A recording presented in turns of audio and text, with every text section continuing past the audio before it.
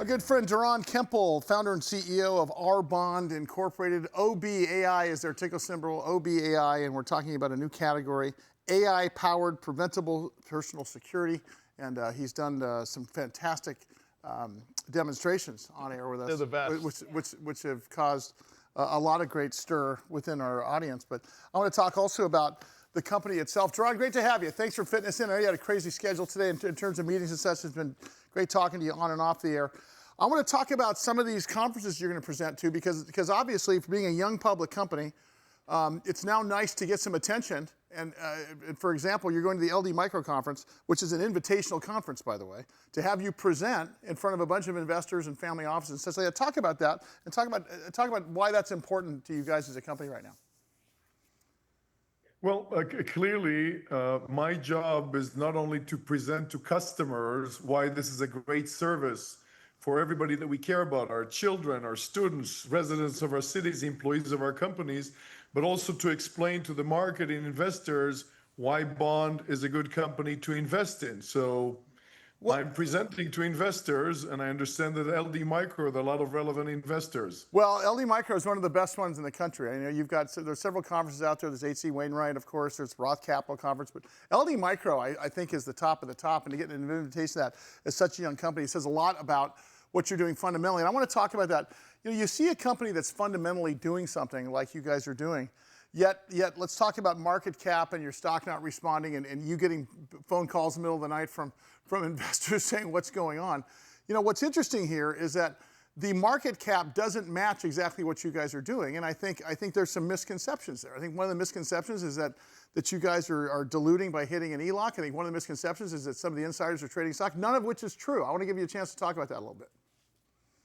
Thank you. So as we all understand, there is a difference between the value of the company and the price of the stock. Sure. And oftentimes with young companies, there's misalignment. For instance, I think that the Amazon stock at one point was $1. Oh. So we're at that particular point in time. Counter to what you said, we have not been squeezing the ELOC. We haven't used it since the 14th of April.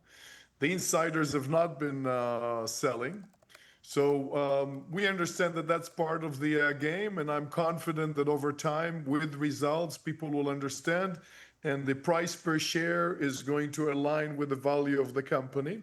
And by the way, given my belief, I'm going to go 10b5 as soon as we're out of the dark period next week. Two things. I'm going to let you explain 10b5 to the investors, but also ELOC is equity line of credit like anything else. But what it means is that you guys aren't diluting yourselves, is what you're saying. Because sometimes the perception of young companies is, well, they're diluting themselves and they're going to get themselves into where they're going to have to do a crappy raise, which is not happening.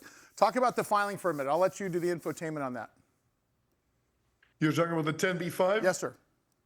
So basically, that is a way for an executive or executives like me to get into an automatic vehicle and to set an order that says, say, every month or every quarter, in my case, it's going to be every month, buy a certain amount of shares irrespective of what's going on in the market. In other words, nobody needs to be concerned about me timing or buying when it's good or bad. I'm confident I'm going to be buying shares every month through the end of the year.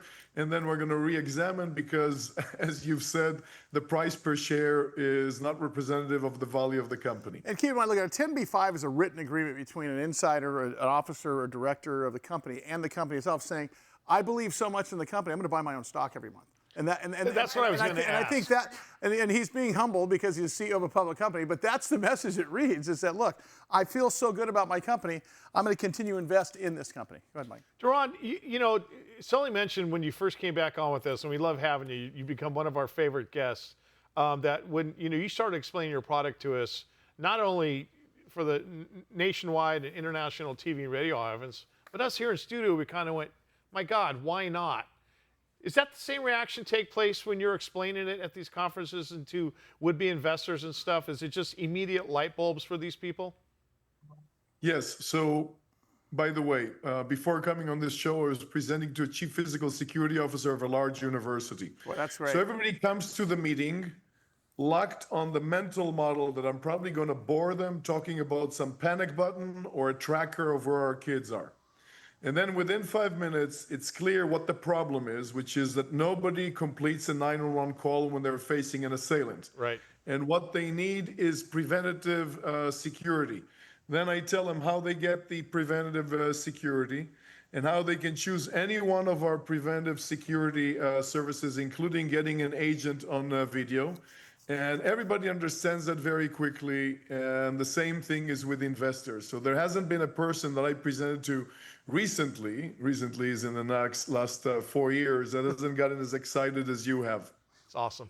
You know, for me, both of my girls are just out of college. Your girls are going into college. Yep. I mean, your son, I believe, is making his way through, if I'm not mistaken. And long story short, that is the one thing, the first time in your life as a parent, you're going without a whole week without seeing your kid. For a reason. I'm not just talking about camp. You're just trying to make me start to cry. No, but I mean, the point is, though, is that this, I mean, this globally has got to be one of these things where you talk about universities, schools, and such. Was that part of the original plan when we first started here, Doron? When you Absolutely. Guys played, So the motto of the company is preventative personal security for all. So there isn't anybody in a rational state of mind that wouldn't want this phone. By the way, I am not too concerned about myself. And I have the phone, the service on my phone. Sometimes I drive and I see that there's a car accident on the other side of the road. I click Bond and I tell them, hey, there's an accident. Please help people take care of it. So even if we're not worried about ourselves, a person in his right mind or her right mind would want the service on their phone because we never know what's going to happen. Here is something very interesting that we haven't spoken about. And clearly, we're talking all the time about security, peace of mind, and the livelihood of people. But the good piece is, and this is very clear to the very large companies who are customers, is that this has positive ROI. Because if you start thinking about it, if any one of your employees is hurt, just like breaking a tooth, it doesn't matter if they break the tooth on the job or at home. Your insurance, or if you're a large enough company, your balance sheet is going to pay the medical costs. And the medical costs are compounded by legal costs if this person is, say, subject of workplace violence on the job. But let's assume that somebody, and forgive me, is raped in their personal life. This has significant cost in terms of medical, and then productivity loss because this person is not going to show up to work. Yeah. And then this person is likely to churn, which means that you're going to recruit somebody else and train somebody else. All of these are very significant dollars. And the preventative Bond reduces that risk significantly, which basically saves you money in terms of reduction of medical cost to insurance, in terms of reduction of churn, enhancement of engagement. So this is a very important part of the story, also relevant for universities. Well, I think also the piece of this thing is I think that the take home here is preventative is causing profitability in terms of preventing possible disasters not only outside but how it affects the workplace. Doron, that's all we have time for today. Thank you, pal. I really appreciate it. We'll see you next week. Doron Kempel is his name. Founder, CEO, OurBond Incorporated. OBAI is the ticker symbol. ourbond.com is the website. Check him out. It is amazing stuff.